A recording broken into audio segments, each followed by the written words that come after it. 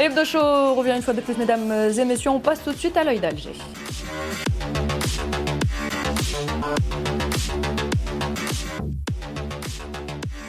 L'œil d'Alger qui zoome ce soir sur la relation en dents de scie entre Alger et Paris. Une relation qui se voit une fois de plus compromise suite à la diffusion, nous le disions la dernière fois sur ce plateau, on l'a dit il y a quelques instants, de la diffusion donc par France 2, chaîne de télévision publique, d'une pseudo-enquête sur la relation bilatérale qui lie les deux pays. Et m'a dit, plusieurs événements ont suivi justement la diffusion de ce complément de mensonges. Mais le premier qui me vient à l'esprit, c'est cette déclaration du ministre français de l'Intérieur, Laurent Nunez, donc, qui a donc parlé d'une potentielle visite à Alger, mais il a imposé des conditions. Déjà, ça c'est une faute. On ne pose pas de conditions à l'Algérie. C'est la première des fautes qu'il ne faut pas faire. Pourtant, Laurent Nunez, au début, avait un message et une parole très diplomatique, très feutré. J'en étais le premier heureux, mais je pense que c'est une faute de parcours de dire qu'on pose des conditions à une éventuelle venue. Tu viens en Algérie, tu es invité, il a été invité par son homologue Saïd Saïd, ministre de l'Intérieur en Algérie. Et tu discutes entre quatre yeux, entre deux hommes d'État, deux ministres d'État, pour discuter de régler des conflits, mais pas par médias interposés. Pour moi, ça, c'est pas élégant de faire ça. Maintenant, l'Algérie est libre, est souveraine, et c'est pas avec ce genre de comportement qu'on pourra faire avancer les choses. Je pense qu'on est tous et toutes autour de la table conscients. Et je pense qu'on veut tous à peu près la même chose, c'est qu'il y ait des relations qui soient apaisées. Mais il n'y aura pas de relations apaisées sans respect, sans montrer du respect d'égal à égal. On ne dit pas qu'on est mieux que X pays, mais on ne sera jamais moins bien que X pays. Et tant que ces conditions de respect mutuel ne seront pas réunies, on fera du statu quo malheureusement. Et c'est ça qui est vraiment dommageable. Afir Tamrali, bonsoir. Bravo à tout le monde qui est sur le plateau et vos téléspectateurs. Merci d'être avec nous ce soir. Alors, je rappelle que vous êtes élu français et président de l'association Cercle Émir Abdelkader. En tant qu'élu français, comment voyez-vous la chose, justement, notamment ces conditions qu'a émis Laurent Nunez pour une visite à Alger ?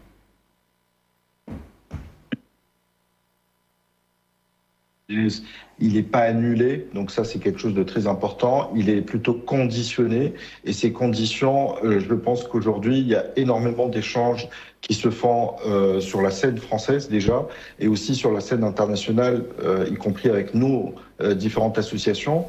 Je vous avoue que depuis très longtemps, nous observons un petit peu les réactions des différents ministres lors de l'arrivée de cette période assez importante du Ramadan en France.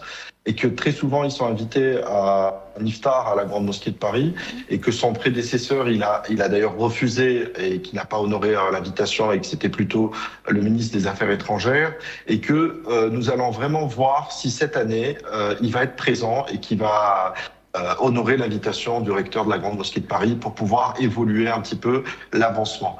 Après, nous, en tant qu'association, en tant que le Cercle, nous échangeons énormément. On a eu la chance de rencontrer le président de la République française. On a eu les conseillers, que ce soit sa conseillère spécialiste en Algérie ou le conseiller spécialiste de la mémoire. Nous faisons en sorte d'avancer, d'échanger, de demander, et que nous restons assez, je dirais, un partenaire assez crédible, car nous connaissions très très bien les codes des deux côtés, et nous faisons en sorte d'avoir du résultat pour l'intérêt des deux rives. Alors, en tant qu'élu français, excusez-moi, si vous connaissez justement Rafik, et je vous connais bien, vous êtes une personne que j'apprécie, vous avez l'occasion de discuter avec ces personnes-là. Pourquoi ne pas leur dire que poser des conditions en préambule est une mauvaise chose avec l'Algérie, que l'Algérie n'est pas les autres pays ? Je pense que si je prends ma casquette d'élu français qui a une double nationalité, nous connaissons très très bien l'histoire de l'Algérie, comme nous connaissons aussi les pas que la France a fait envers l'Algérie. Donc aujourd'hui, quand on échange avec le président de la République, il dit que jamais un président a mis autant d'actions envers l'Algérie, donc la reconnaissance de Boumengel, de Maurice Audin, de la Bled El Mehdi, etc.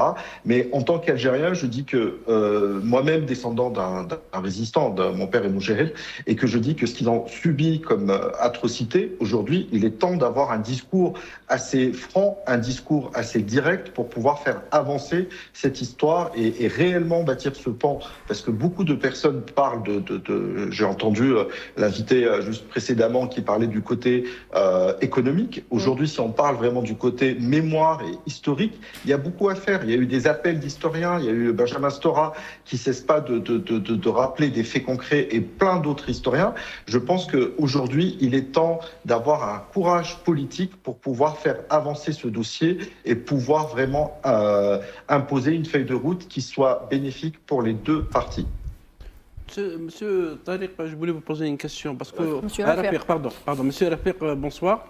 Cette conditionnalité posée par Monsieur Nunez, parce que pour rappeler que le ministre de l'Intérieur français avait posé deux questions: la libération du journaliste Christophe Glaise, condamné par l'Algérie, par la justice algérienne en totale indépendance, et la deuxième mesure, c'est la reprise par l'Algérie des Algériens touchés par les obligations de quitter le territoire français au QTF. Donc, est-ce que vous pensez que Nunez n'est pas en train de faire du rotaillot, mais autrement? est-ce que vous pensez que c'est une provocation de plus ou est-ce que ce serait plutôt une maladresse diplomatique? Je donne toujours le bénéfice du doute. Je dis qu'aujourd'hui, ces personnalités étatiques, je veux dire gouvernementales, font en sorte de faire avancer. Moi, je sens sur le terrain en France qu'il y a une volonté d'écouter nous, élus qui avons la double culture, écouter aussi l'ensemble des acteurs qui avancent. J'ai eu la chance de rencontrer aussi Ségolène Royal à l'Assemblée de l'AFA et que beaucoup de personnalités commencent à donner je dirais, la sonnette d'alarme pour dire aujourd'hui nous sommes en train de perdre un partenaire qui est très important. Aujourd'hui, nous avons une communauté franco-algérienne ou algérienne qui est très importante, pour ne pas dire que c'est la première en France, et que nous sommes face à un mur. Donc, quelles sont les solutions? La meilleure des solutions, c'est de se mettre autour d'une table et d'échanger et de parler. Donc, il commence à le faire timidement avec quelques personnalités, avec quelques acteurs associatifs, avec quelques personnalités aussi qui ont cette double culture. Mais je pense qu'il est temps de passer à une autre vitesse. Ça veut dire que ces politiques-là s'appellent, qui se mettent autour d'une table et qui prennent les décisions qu'il faut pour pouvoir, je dirais, libérer toute cette communauté qui est aujourd'hui assez... je dirais que tout le monde voudrait que ces relations s'apaisent et que ces relations avancent. Moi, je suis d'accord avec vous sur ce point-là, Raffiq, c'est que on a maintenant l'occasion avec Laurent Nunez, qui est le nouveau ministre de l'Intérieur, normalement, d'avoir des bien meilleures relations bilatérales qu'avec son prédécesseur. Il ne faut pas se mentir et il faut se dire les choses. Tous autour de la table, on est d'accord qu'entre Laurent Nunez et son prédécesseur, c'est le jour et la nuit. Oui. Il a été de façon très policée, très diplomate. Maintenant, c'est le démarrage. On va laisser le bénéfice du doute entre le ministre de l'Intérieur français et le ministre de l'Intérieur algérien pour que justement on repart sur de bonnes bases. Mais il est évident que vous m'auriez dit ça il y a 8 mois avec Ratatouille, ça aurait pas été, j'aurais pas été du tout du même avis. Mais là, moi, étant, et tu le sais très bien, Raffiq, parce qu'on se connaît sur Paris, étant quelqu'un qui vit aussi là-bas, il est évident que la pression était terrible et que maintenant elle est bien moindre depuis l'arrivée de Laurent Nunez. Je le confirme, vous avez bien raison. Moi, je pense qu'aujourd'hui, il y a vraiment une volonté... Il y a une porte qui peut s'ouvrir. Tout à fait. Surtout avec l'AFA, avec l'ensemble des acteurs associatifs. Aujourd'hui, on a cartographié plus de 12 000 associations franco-algériennes. Je pense qu'il y a un dynamisme, il y a vraiment cette dynamique qui souhaite que les relations pour cette communauté qui existe en France s'améliorent sur tout cela. Moi, je pense, excuse-moi, Badis, moi je pense que la page Rotaillot, c'est ce qui a fait le plus de mal sur les 5-6 dernières années de la relation bilatérale, et que vu que maintenant, je pense qu'on est autour de la table à se dire que la page Rotaillot est définitivement fermée, je pense que ça augure, et c'est pour ça que Michel Bizac l'a si bien dit, ça augure de bonnes choses pour l'avenir. Et excuse-moi Badis, parce que je t'ai coupé. Pas de souci. Non, mais justement, pour aller dans ton sens, Laurent Nunez, il faut rappeler qu'au lendemain de sa nomination dans l'exécutif, c'est le seul qui a justement porté la voix, on va dire, de la raison et de la diplomatie, à la place de certains. Et d'ailleurs, ce n'est pas un hasard qu'il a remplacé Bruno Retailleau et qui a complètement, dans une sémantique affichée, complètement paradoxe avec ce que Retailleau a défendu depuis quelques mois vis-à-vis de cette crise. Et lui, il a évoqué d'une manière responsable qu'il faut rétablir les canaux, il faut redialoguer, il faut rediscuter avec l'Algérie, il faut aller en Algérie, il faut, encore une fois, rétablir ces rapports de confiance et ces passerelles, notamment, ne serait-ce que pour ouvrir le dialogue. Donc ça a le mérite d'être dit. Oui, je suis d'accord. Et en plus, le problème avec son prédécesseur, c'est qu'il avait une haine viscérale contre l'Algérie, ce que n'a pas du tout Laurent Nunez, qui, je le rappelle, a une familiarité, une spécificité avec l'Algérie, contrairement à Ratatouille, qui lui avait vraiment c'est plus de la haine ce qu'il avait, c'était de la rage qu'il avait contre l'Algérie. C'était idéologique. C'est une idéologie nauséabonde contre l'Algérie. Mais moi, je suis confiant avec Laurent Nunez et je sais pas, je fais confiance à l'avenir. Ouais, je voudrais rebondir, si vous permettez, parce qu'on parle effectivement de Laurent Nunez, qui est le ministre de l'Intérieur. Parce que, comme le rappelait Mehdi à l'époque de l'ancien ministre de l'Intérieur, Retailleau, on avait l'impression qu'il était ministre des Affaires étrangères. Exactement. On rappelle quand même que le ministre des Affaires étrangères français s'appelle M. Jean-Noël Barrot. Pour ceux qui auraient oublié son nom, je vous le rappelle. Par contre, je voudrais vraiment remercier Rafik d'être avec nous, parce que quelqu'un que je connais très bien. Et qui fait un travail exceptionnel. Pour qui j'ai un immense et profond respect. Il fait un travail extraordinaire avec son cercle Émir Abdelkader. Et j'aimerais lui témoigner toute mon affection et surtout lui apporter toute ma solidarité avec toutes ces attaques qu'il subit, notre ami Rafik, parce qu'en fait, on lui reproche clairement d'être le président du cercle Émir Abdelkader, qui est un cercle qui regroupe d'ailleurs beaucoup d'élus. Il travaille pour l'histoire, pour l'Émir Abdelkader. Et surtout, rappeler qu'il n'y a pas que l'Algérie, qu'il y a des cercles, il y a d'autres cercles en France qui font parler beaucoup moins, et pourtant qui sont véritablement, pardon de le dire, mais pour certains d'entre eux, des vrais représentants et des vrais agents de leur pays. Ce qui n'est pas le cas de Rafik. Rafik fait un travail extraordinaire, comme beaucoup d'autres, comme également Mme Sebaï, que vous avez reçue ici même sur ce plateau, Monsieur Aklimenouli également. Enfin, il y en a tellement d'autres qui font un travail extraordinaire. Et puis, ne dit-on pas de rapprochement, Christophe. Il faut un travail de rapprochement. Oui, il faut un travail de rapprochement. Et il faut rappeler que la diplomatie, c'est 90% d'invisibles et 10% de visibles. Et dans ce que l'on voit depuis 2 ans entre la France et l'Algérie, on a l'impression que c'est l'inverse. Et quand on parle trop, on s'éloigne finalement du vrai sujet. Et il faut des hommes responsables des deux côtés. Et Rafik Temghari, comme bien d'autres, mais Rafik en particulier parce qu'il est là ce soir, fait partie de ceux qui sont absolument nécessaires pour reconstruire ce pont et qu'il soit solide jusqu'à évidemment faire émerger de nombreux projets. Et que finalement, moi j'ai toujours dit, la France et l'Algérie est condamnées à s'entendre. C'est une histoire commune. Mais il faut rappeler, Christophe, que ces personnes que vous venez d'évoquer sont souvent stigmatisées. Oui. C'est très important de le rappeler. Rafik en est témoin. Voilà, exactement. Rafik est attaqué, moi je le dis parce que je connais Rafik la personne. Temghari, est-ce que vous vous sentez persécuté, justement ? Est attaqué très souvent par rapport à ses positions. Tout à fait. Aujourd'hui, en tout cas, merci beaucoup Christophe et l'ensemble des personnes présentes pour cette délicate attention et témoignage qui me touche. Alors aujourd'hui, quand on est élu de la République française ayant une double nationalité, surtout algérienne, on fait vraiment sujet d'attaques, de diffamation, de cyberharcèlement, mais que aujourd'hui aussi, il faut dire qu'on a la chance d'être peut-être qu'on ne l'était pas auparavant, mais aujourd'hui, nous sommes structurés. Dans mon association, nous sommes plus de 200 élus. Nous sommes, nous avons des juristes, nous avons des avocats, et que ça commence à faire mal que des personnes viennent de l'autre côté de la Méditerranée, puissent s'investir en politique, puissent accéder à des postes à responsabilité.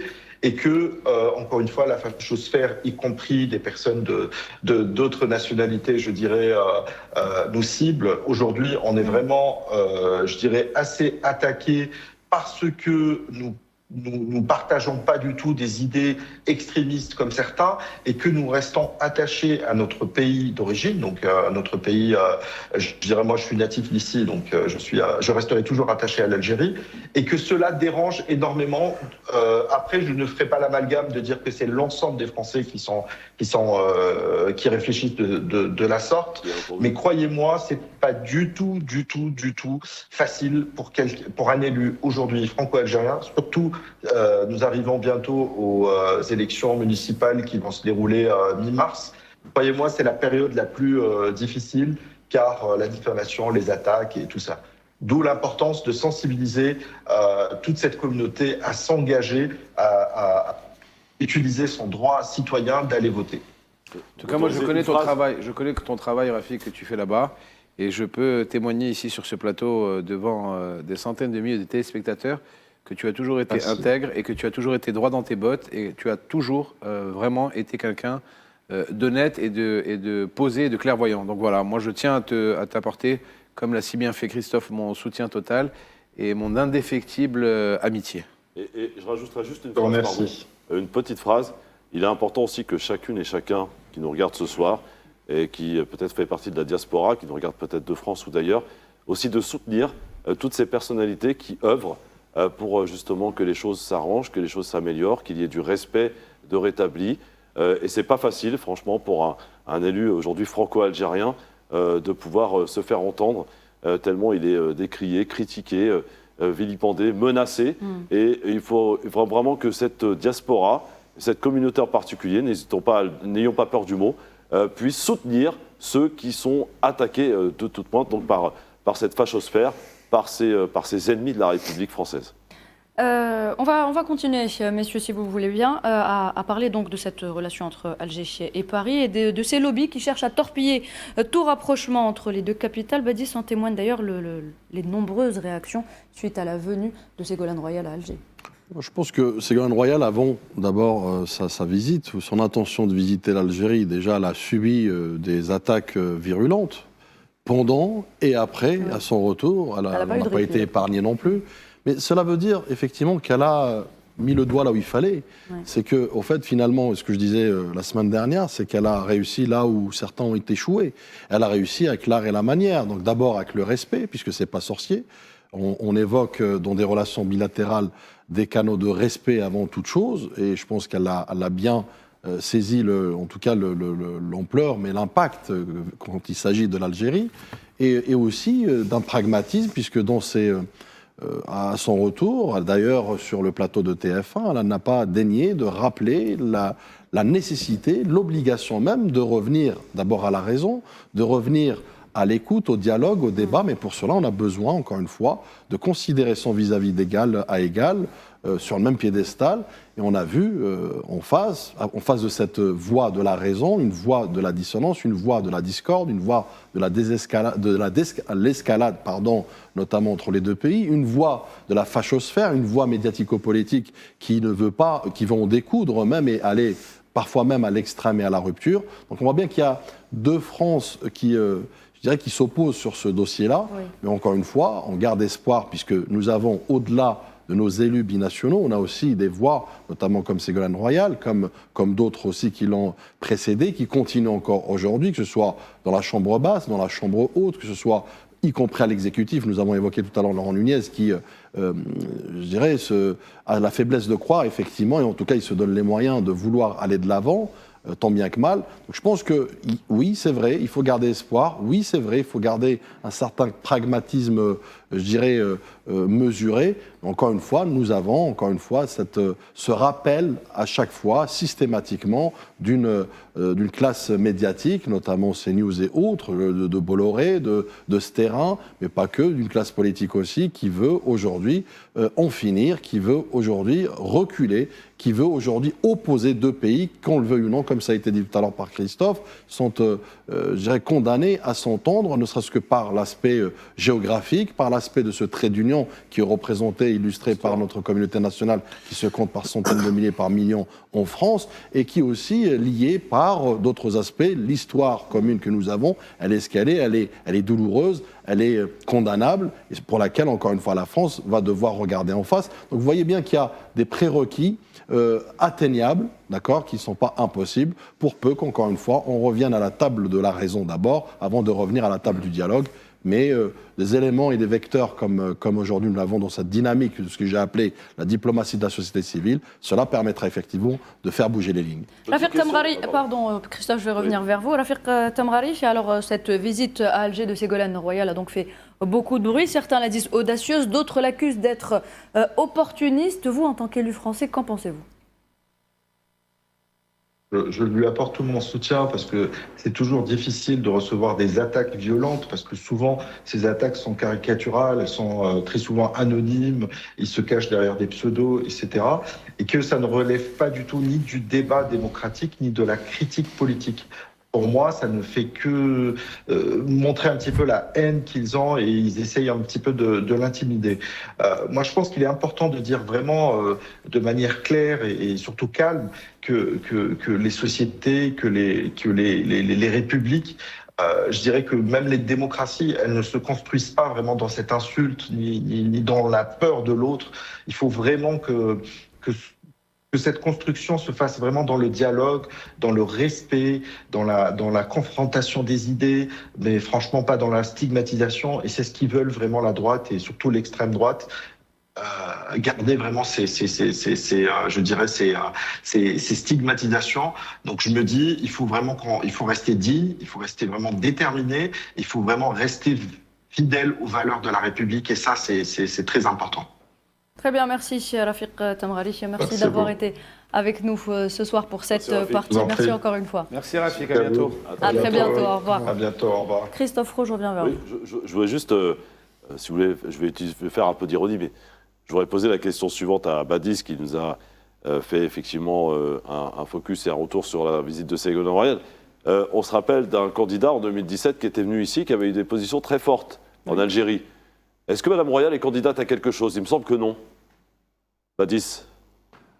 Écoute, Christophe, je ne vais pas me substituer ou être porte-parole de Ségolène Royal, mais tout ce que je sais, c'est qu'elle est à la tête d'une association très symbolique, très historique aussi, parce qu'elle a été fondée dans les années 60, et surtout aussi qu'il y a ces prérogatives légitimes, notamment, qui sont ceux de construire, de consolider, de renforcer les ponts entre les deux pays. Et je pense qu'elle est en droite ligne avec cette prérogative.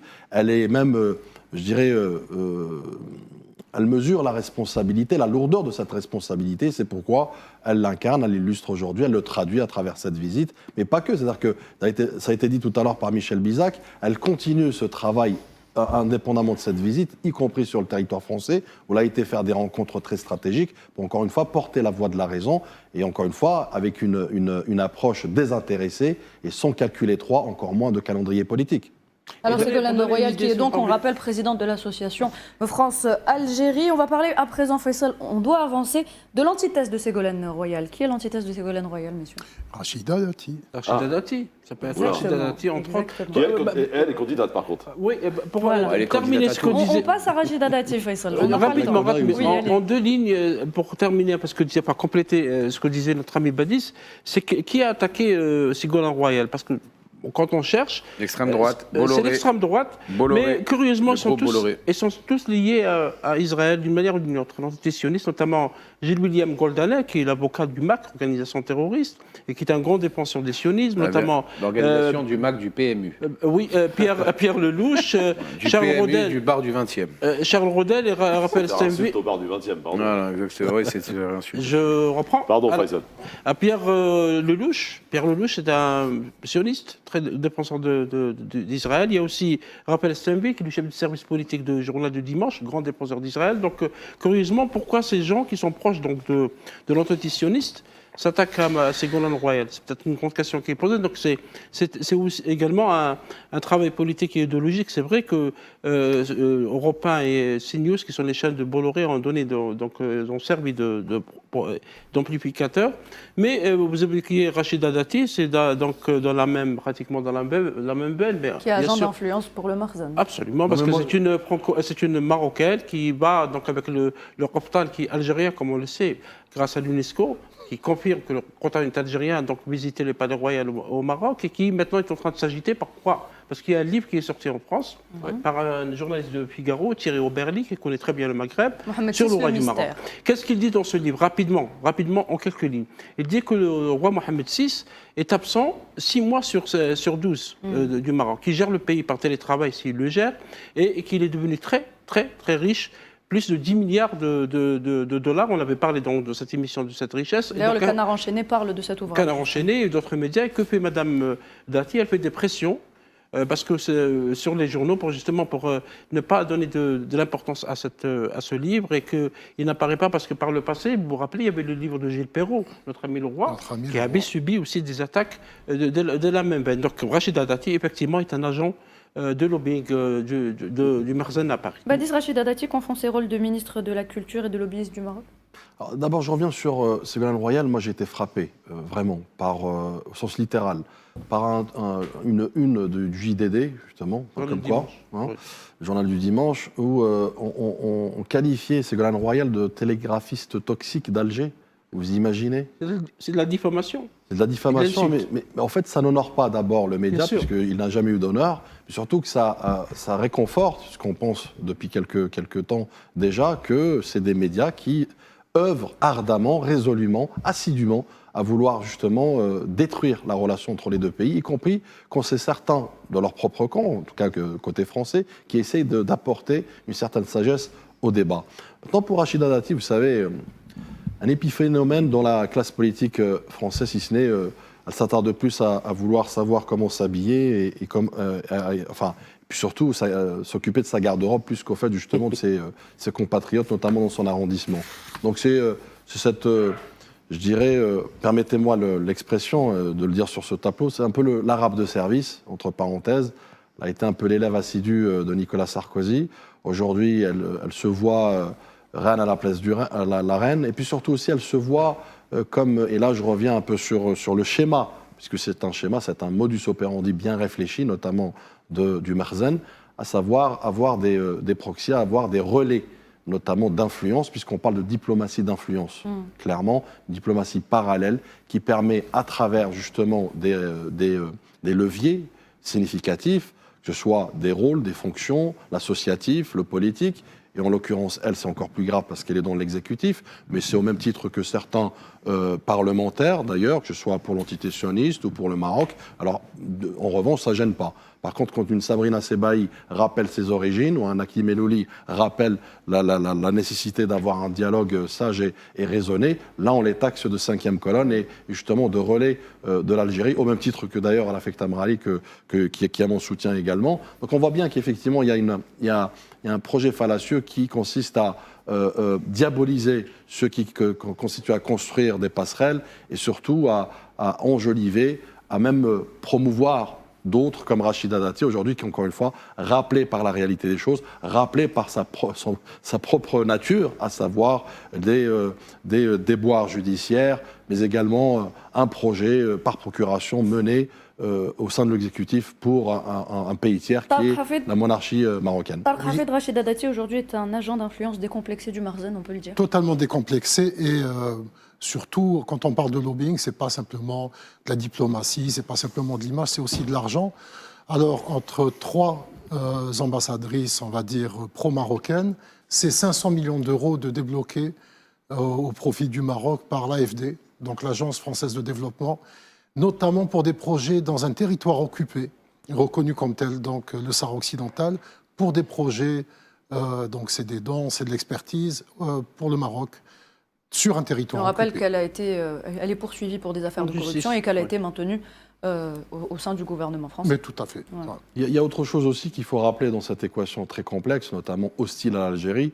Moi, je reviens sur un événement qui s'est produit la semaine dernière, notamment cette photo qui illustre bien cette alliance assumée, caractérisée, à savoir entre les Émirats arabes unis et le Rassemblement national. Rappelez-vous, depuis quelques mois déjà, sur même ce même plateau, on avait évoqué cette accointance, cette collusion entre les deux. Aujourd'hui, elle est affichée. Voilà, on voit bien cette photo qui est très éloquente, qui est très évocatrice aussi, sur d'abord la fréquentabilité entre deux extrêmes qui aujourd'hui se retrouvent pour un projet sibyllin pernicieux contre les intérêts d'abord de la communauté nationale établie à l'étranger, d'abord aussi également du musulman, de l'algérophobie. Donc on voit bien qu'il y a, cette photo est parlante, puisque cette diplomatie de voyous, cette diplomatie notamment de racisme, de stigmatisation, rassemble deux phénomènes, d'ailleurs deux phénomènes, je parle de Bardella qui lui aussi est rattrapé ou son parti du moins est rattrapé, Marine Le Pen, par des déboires judiciaires, et qui a du mal à incarner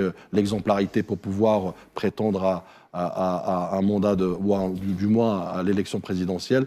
Donc là, on voit bien des unes qui sont très, très parlantes. Je pense que c'est deux faces de la même pièce, à savoir vouloir interférer, faire de l'ingérence, mais surtout aussi diaboliser l'Algérie dans cette équation de réchauffement, ou en tout cas à en devenir. Très bien, merci Badis. Merci messieurs pour tous ces débats, ces différents sujets abordés ce soir. Mahdi commence à fatiguer. À ma gauche, on va tout de suite accueillir Nariman Zikar autour de la table.